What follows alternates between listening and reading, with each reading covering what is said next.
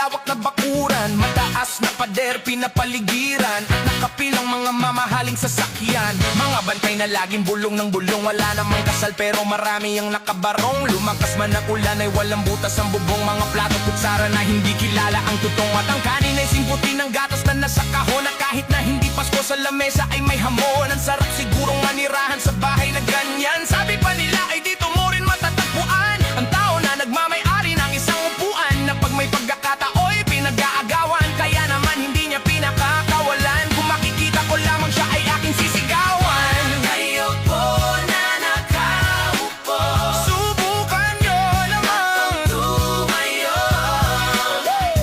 at baka matanaw ninyo ang tunay na kalagayan ko.